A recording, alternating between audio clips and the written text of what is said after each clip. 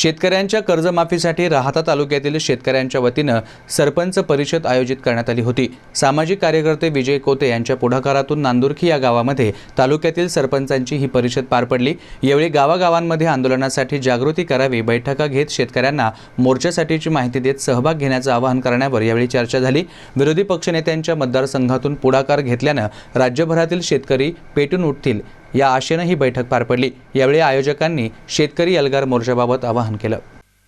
शासनानं शेतकऱ्यांच्या भावनांचा विचार करून कर्जमाफी करावी, यासाठी शिर्डी विधानसभा क्षेत्रातील शेतकऱ्यांच्या आंदोलनानं शासनानं दखल घ्यावी, यासाठी आगामी काळामध्ये लक्षवेधी शेतकरी एल्गार मोर्चाचं आयोजन करण्यासाठी सरपंच परिषद राहाता तालुक्यातल्या नांदुरखेतील पारावर मोठ्या उत्साहात पार पडली।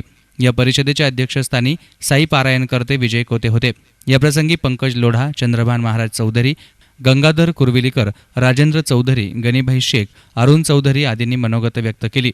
तर बाबासाहेब डांगे, श्रीनिवास त्रिभुवन, योगेश चौधरी, संजय कुदळे, संजय वागचौरे आदींसह पंचक्रोशीतील 15 गावचे सरपंच या परिषदेसाठी उपस्थित होते। विधानसभेतील विरोधी पक्षनेते नामदार राधाकृष्ण विखे पाटील यांनी विधानसभेत शासनाला मोठ्या प्रमाणात विरोध दर्शवल्यानंतर राज्यातील शेतकरी कर्जमाफीसाठी रस्त्यावर उतरले होते। मात्र शासनाला या आंदोलनाचा परिणाम होत नसल्यानं ते शेतकऱ्यांच्या आंदोलनाकडे दुर्लक्ष होत असल्यानं शासनाला आंदोलनाच्या माध्यमातून जोरदार चपराक बसावी, यासाठी शेतकरी हा एकच पक्ष म्हणून शेतकऱ्यांनी मोठा उठाव केल्याशिवाय जाग येणार नाही।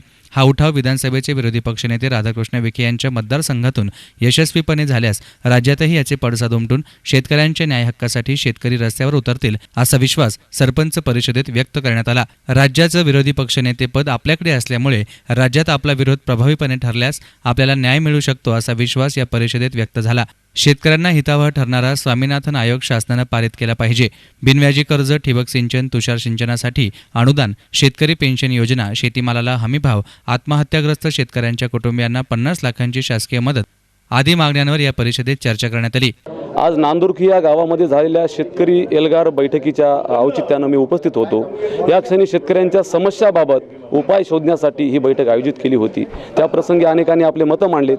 माझं असं मत आहे की स्वामीनाथन कृषी आयोग जो 2004 साली नियुक्त केला आहे, 2006 पर्यंत त्याचे 5 अहवाल आले आहेत, हा प्रामुख्यानं जोपर्यंत लागू होणार नाही तोपर्यंत शेतकऱ्यांना कर्जमाफी करून उपयोग नाही। आम्हाला कर्जमाफी नको आहे, आम्हाला कर्जमुक्ती पाहिजे। ज्या स्वामीनाथन आयोगामध्ये पहिली शिफारस अशी आहे की शेतकऱ्यांना त्याच्या उत्पादन खर्चावर आधारित खर्च वजा जाता 50% किमान नफा मिळाला पाहिजे, त्याला बिनव्याजी कर्ज मिळालं पाहिजे। इतकंच नाही, शेतकऱ्याला पेन्शन मिळालं पाहिजे, त्याला शेतीला मुबलक पाणी, मोफत वीज आणि चांगले रस्ते मिळाले पाहिजेत। इतकंच नाही तर त्याच्या सर्व पिकांना विमा संरक्षण असलं पाहिजे। ह्या सर्व सोयी सुविधा शेतकऱ्यांना असायला पाहिजेत। जसं छत्रपती शिवाजी महाराजांच्या काळात सर्वांस पोटास लावणे आहे हे धोरण होतं, पण आजच्या या परिस्थितीमध्ये सर्वांस भिकेस लावणे आहे असं धोरण दिसतंय। शेतकऱ्यांच्या जीवनात जर बदल घडवायचा असेल तर शिवरायांची शिवनीती, शिवरायांचं शिवराज्य आज आणणं गरजेचं आहे। आणि त्यासाठी मला म्हणावंसं वाटतं की अरे घासल्याशिवाय धार नसते तलवारीच्या पातीला, घासल्याशिवाय धार नसते तलवारीच्या पातीला, आणि शिवकीर्तनाशिवाय, शिवचरित्राशिवाय पर्याय नाही या शेतकऱ्यांच्या आणि मानव जातीला। धन्यवाद। जय जिजाऊ, जय शिवराय।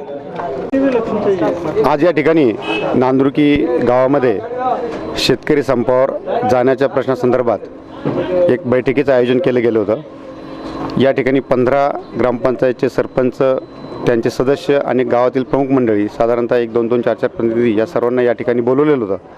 हे सर्वजण या ठिकाणी या कार्यक्रमासाठी उपस्थित राहिलेत आणि शेतकरी संपावर जाण्याच्या नियोजनामध्ये की कशा पद्धतीने या आंदोलनाला रूपरेषा देण्याचं जे काम आहे ते कसं करायचं, तर ती ठराव बैठक यामध्ये झालेली आहे। यामध्ये प्रामुख्याने 4 मुद्द्यांवरती आम्ही प्रत्येक गावामध्ये जाऊन शेतकऱ्यांसाठी जनजागृती अभियान, दुसरं प्रत्येक गावामध्ये ग्रामसभेमध्ये ठराव, तिसरा जो प्रश्न आहे की त्यानंतरचं जे नियोजन आहे की या सर्व घटनांमध्ये शेतकरी कर्जमुक्त झाला पाहिजे। शेतकऱ्याला चांगल्या 2% जे सरकारचं कर्ज मिळतं ते नॅशनल बँकेतून त्याला मिळालं पाहिजे। त्याची शेतकऱ्याची जी उभारणी आहे ती उभारणी करण्यासाठी त्याला चारही बाजूने कशा पद्धतीने मदत करता येईल, त्याचप्रमाणे जे अल्पभूधारक आहेत त्यांच्यासाठी सुद्धा कशा पद्धतीने काम करता येईल, तर या सर्व माध्यमातून या सर्व मंडळींनी या ठिकाणी चर्चा केलेली आहे। आपल्या माध्यमातून मी आपल्या सर्व शेतकऱ्यांना एकच सांगू इच्छितो की हे जे काही आंदोलन आहे हे आंदोलन आपल्या सर्वांसाठी आहे. या आंदोलनामध्ये कुठलाही पक्ष नाही, कुठलाही विषय एखाद्या व्यक्तीभोवती फिरणार नाही, म्हणून सर्व शेतकऱ्यांनी या आंदोलनात सहभागी व्हावा अशी विनंती करतो. आणि स्वामीनाथन आयोगाच्या संदर्भात जो काही निर्णय स्वामीनाथन आयोगाने घेतलेला आहे, परंतु तो निर्णय अजून पारित झालेला नाही. शासनाने त्या निर्णयावरती अंमलबजावणी करावी, म्हणून हे आंदोलन जे आहे हे तीव्र स्वरूपाचं आंदोलन प्रत्येक गावामध्ये जाऊन जनजागृती करून करण्यात येणार आहे. या शेतकरी एल्गार मोर्चाच्या नियोजनासाठी शिर्डी विधानसभा क्षेत्रातील प्रत्येक गावातील ग्रामपंचायतीचा ठराव घेणे, शेतकऱ्यांसाठी नियोजन बैठक घेणे, आंदोलनासाठी नियोजन बैठक आयोजित करणे, हा मोर्चा यशस्वी करण्यासाठी जास्तीत जास्त शेतकरी सहभागी व्हावेत, यासाठी दररोज 4 ते 5 गावांमध्ये नियोजन बैठका घेण्याचा ठराव यावेळी संमत करण्यात आला. ब्युरो रिपोर्ट, एसएन मीडिया, राहता.